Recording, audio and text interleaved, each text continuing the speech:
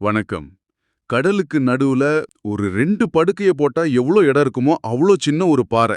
அத மட்டும் காப்பாத்துறதுக்காக ஜப்பான் $600 மில்லியன், அதாவது நம்ம ஊர் கணக்குல கிட்டத்தட்ட 5000 கோடி ரூபாய்க்கு மேல செலவு பண்ணிருக்குன்னு நீங்க அனுப்புன தகவல்கள படிச்சப்போ என்னால முதல்ல நம்பவே முடியல. எதுக்காக இவ்ளோ பெரிய செலவு? அப்படி என்னதான் இருக்கு அந்த சின்ன கல்லுக்கு பின்னாடி? இதுல சுவாரஸ்யமான விஷயம் என்னன்னா, இது வெறும் பாறைய பத்தின கதை இல்ல. சொல்லப்போனா இது சர்வதேச கடல் சட்டம், பில்லியன் கணக்கான டாலர் பொருளாதாரம், அப்புறம் 2 பெரிய நாடுகளுக்கு இடையிலான அதிகார போட்டி. இது எல்லாத்தையும் ஒன்னா சேர்த்த ஒரு சிக்கலான புதிர் இது. வரைபடத்துல ஒரு சின்ன புள்ளி மாதிரி தெரியிற ஒரு விஷயம் எப்படி ஒரு பெரிய சாம்ராஜ்யத்துக்கான வாசல திறந்து விடுதுன்னு பார்க்க போறோம். இந்த ஓகினோடோரிஷிமா அப்படின்னா என்ன? அது எங்க இருக்கு? நீங்க கொடுத்த தகவல் படி இது பசிபிக் பெருங்கடல்ல இருக்கு. ஆமா.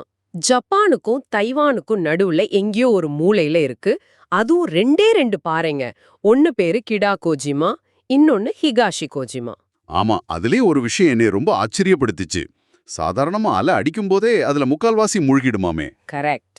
பெரிய புயல், சுனாமி எல்லாம் வந்தா அதோட கதை முடிஞ்சதுன்னு தான் சொல்லியிருந்தீங்க. அதாவது எந்த நேரத்திலயும் காணாம போகக்கூடிய ஒரு விஷயம் தானே அது. அதுதான் அதுதான் இந்த மொத்த பிரச்சனையோட மையப்புள்ளியே. சர்வதேச சட்டப்படி ஒரு நிலப்பரப்புக்கு மதிப்பு வரணும்னா அது இயற்கையாவே கடலோட உயர் அலை மட்டத்துக்கு மேல இருக்கணும். அதாவது ஹைடைட்லயும் மூழ்காம இருக்கணும். அதானா? அதேதான். ஒருவேளை அந்த பாறை முழுசா கடலுக்குள்ள மூழ்கிடுச்சுன்னா, ஜப்பானோட சட்ட ரீதியான வாதம் மொத்தமும் அதோட சேர்ந்து மூழ்கிடும். அந்த பாறை தண்ணிக்கு மேல நீட்டிக்கிட்டு இருக்கிறது தான் உங்க கேஸுக்கே ஆதாரம். புயல் வந்தா மூழ்கிடும் நிலையில இருக்கிற ஒரு பாறைக்காக ஜப்பான் 5000 கோடி ரூபாய் செலவு பண்ணுது. இது நம்பவே முடியாததா இருக்கே. அந்த பணத்தை வச்சு அவங்க வேற எவ்வளோ உருப்படியான விஷயங்களை செஞ்சிருக்கலாமே. அப்படி என்னதான் புதையலாம் அந்த பாறையில இருக்கு? புதையல்ங்கிற வார்த்தை ரொம்ப சரியான வார்த்தை. இதுக்கு பின்னாடி இருக்கிற மந்திரச்சொல் பிரத்யேக பொருளாதார மண்டலம், அதாவது எக்ஸ்க்ளூசிவ் எக்கனாமிக் ஜோன். சுருக்கமா இஇசெட். இஇசெட். சரி. ஐக்கிய நாடுகள் சபையோட கடல் சட்ட ஒப்பந்தம் யுஎன் கிளாஸ் என்ன சொல்லுதுன்னா, இயற்கையா உருவாகி உயரலை மட்டத்துக்கு மேல இருக்கிற ஒரு தீவுக்கு அதை சுத்தி 200 கடல் மைல். 200 கடல் மைலா? ஆமா, சுமார் 370 கிலோமீட்டர் தூரத்துக்கு இருக்கிற கடல் பகுதி அந்த நாட்டுக்கு சொந்தம். அடேங்கப்பா. அப்போ அந்த சின்ன கல்ல மட்டும் கடலுக்கு மேல இருக்கிற மாதிரி காப்பாத்திட்டா போதும். ஆமா. ஜப்பானுக்கு சுமார் 4 லட்சம் சதுர கிலோமீட்டர் கடல் பகுதி கிடைக்கும். இது எவ்வளவு பெரிய ஏரியா? நான் படிச்சது சரிதானா? இது ஜப்பானோட மொத்த நிலப்பரப்பை விடவே பெருசு இல்லையா? நீங்க சொல்றது முற்றிலும் சரி. யோசிச்சு பாருங்க, ஜப்பானோட மொத்த நிலப்பரப்பே சுமார் 3,77,000 சதுர கிலோமீட்டர் தான். ஓ. அதாவது கடலுக்குள்ள இருக்கிற இந்த 2 படுக்கை அளவுள்ள பாறைகளை காப்பாத்துறது மூலமா தங்களோட நிலப்பரப்பை விட பெரிய ஒரு கடல் சாம்ராஜ்யத்தை அவங்க சட்டப்பூர்வமா கட்டுப்படுத்துறாங்க. வாவ். இது வெறும் இடம் சம்பந்தப்பட்ட விஷயம் இல்ல, இது அவங்களோட எதிர்கால பொருளாதாரத்தையும் மறுபடியும் வரையறை செய்யற ஒரு முயற்சி. அந்த அளவுக்கு என்ன வளங்கள் இருக்கு அந்த இடத்துல? வெறும் மீன் பிடிக்கிறதுக்காக மட்டும் இவ்வளோ பெரிய ஆட்டம் ஆட மாட்டாங்களே. நிச்சயமா இல்ல. மீன் வளம் ஒரு சின்ன பகுதி தான். அதை தாண்டி அந்த பகுதியில கடல் தரையில மிகப்பெரிய அளவுல எண்ணெய் மற்றும் இயற்கை எரிவாயு படிமங்கள் இருக்கலாம்னு கணிக்கிறாங்க. சரி. ஆனா இதை விட முக்கியமான விஷயம் அரிய வகை கனிமங்கள், அதாவது ரேர் எர்த் மினரல்ஸ். இன்னைக்கு நம்ம பயன்படுத்துற ஸ்மார்ட் போன் சிப்ல இருந்து எலக்ட்ரிக் கார் பேட்டரி, அதிநவீன ஆயுதங்கள் வரைக்கும் இந்த கனிமங்கள் ரொம்ப அவசியம். இந்த வளங்கள் ஜப்பான் கைக்கு கிடைச்சா தொழில்நுட்பத்துல அவங்க அடுத்த பல டெக்கேட்ஸ் உலகத்துல ஆதிக்கம் செலுத்த முடியும். இது ஒரு மிகப்பெரிய பொருளாதார ஜாக்பாட். ஓகே, பொருளாதாரம் புரியுது. ஆனா நீங்க அனுப்புன ஒரு புவிசார் அரசியல் பகுப்பாய்வுல இதுக்கு ராணுவ முக்கியத்துவம் இருக்குன்னு போட்டிருந்தாங்களே. வெறும் காசுக்காக மட்டும் இவ்வளோ ரிஸ்க் எடுக்க மாட்டாங்க இல்லையா? நிச்சயமா. அந்த இடத்தோட அமைவிடம் ரொம்ப முக்கியமானது. ஒரு பக்கம் தைவான், இன்னொரு பக்கம் பிலிப்பைன்ஸ். அதுக்கு கொஞ்சம் தள்ளி அமெரிக்காவோட ராணுவ தளமான குவாம் இருக்கு. இது ரொம்ப பிஸியான ஒரு கடல் வழித்தடம். முக்கியமா நம்ம பாக்குற வரைபடங்கள்ல தெரியற மாதிரி சீன கடற்படை அந்த பகுதியில தங்களோட ஆதிக்கத்தை அதிகப்படுத்திக்கிட்டே வர்றாங்க. இந்த நேரத்துல ஒகினோடோரிஷிமா ஜப்பானுக்கு ஒரு கண்காணிப்பு கோபுரம் மாதிரி செயல்படுது. அந்த பகுதியில நடக்கிற எல்லா அசைவுகளையும் கண்காணிக்கவும், தேவைப்பட்டா தங்களோட ராணுவ இருப்பை நிலைநாட்டவும் இந்த இடம் அவங்களுக்கு ஒரு அசைக்க முடியாத பிடிய கொடுக்குது. ஆனா இது ஒரு எதிர்வினையை தூண்டாதா? அதாவது ஜப்பான் ஒரு பாறைய ராணுவ கண்காணிப்பு மையமா பயன்படுத்துதுன்னு சீனா குற்றஞ்சாட்டினா அது அந்த பகுதியில பதற்றத்தை இன்னும் அதிகமாக்காதா? இது ஒரு புத்திசாலித்தனமான நகர்வா இல்ல ஆபத்தான ஆட்டமா? இது ரொம்ப முக்கியமான கேள்வி. இது கத்தி மேல நடக்கிற மாதிரி தான். ஜப்பான் இத ஒரு தற்காப்பு நடவடிக்கைன்னு சொல்லுது. ஆனா சீனா இத ஒரு ஆக்கிரமிப்பு மனப்பான்மையோட பாக்குது. சரி.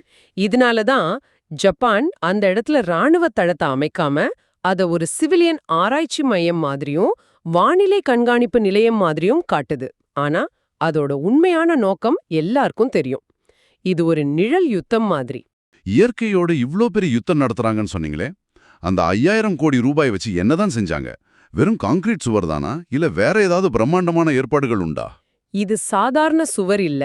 ஒரு அறிவியல் புனைகதை படத்துல வர்ற மாதிரி ஒரு அமைப்பு இது. அந்த 2 சின்ன பாறைகளையும் சுத்தி முதல்ல டைட்டேனியம் உலோகத்தால ஆன வலைகளை பொருத்தியிருக்காங்க. அதுக்கு மேல கடல் அலைகளோட வேகத்தை தாங்கக்கூடிய ஒரு சிறப்பான கான்கிரீட் கலவையால வட்ட வடிவுல ஒரு கோட்டையே கட்டியிருக்காங்க.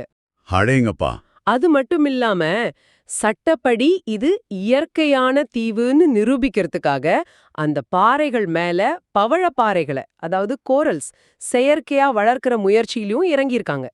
அப்போ அத பாதுகாக்கிறது மட்டும் இல்லாம, அதை இன்னும் கொஞ்சம் தீவு மாதிரி காட்டுறதுக்கும் முயற்சி பண்றாங்க. இதுதான் அவங்க ஆட்டத்தோட அடுத்த கட்டம்.